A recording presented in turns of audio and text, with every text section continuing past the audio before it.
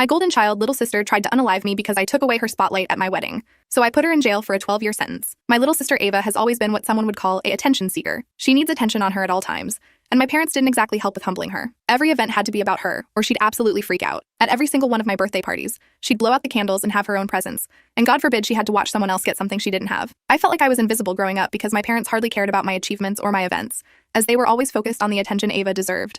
Ava was extremely premature and even died 5 times as a preemie, so my parents treat her like a little angel because they almost lost her. So whenever Ava acted up, they turned a blind eye. Ava even had a nasty habit of trying to take the attention of anyone who tried to even look in my direction. Every single boy I've dated suddenly ghosted me and started showing up at our house asking for Ava. I was sick of it. So when I was 18, I distanced myself and went to a college out of state.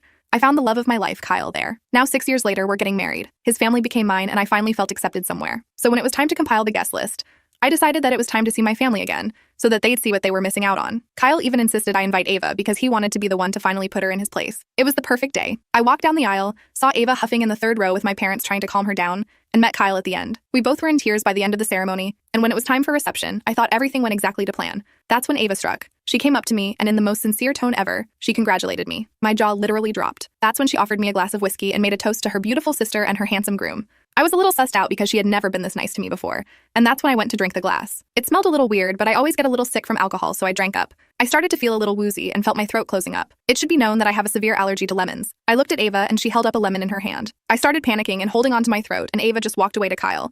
She even twirled her hair at Kyle while I was literally dying. Kyle looked my way as soon as she came to him and ran to me with an EpiPen. I had to go to the hospital because my throat was extremely damaged and had to miss my honeymoon. So when the cops came to my room asking me what happened, I told them exactly what happened. Ava poisoned me. You should have seen the way my phone blew up after Ava got arrested.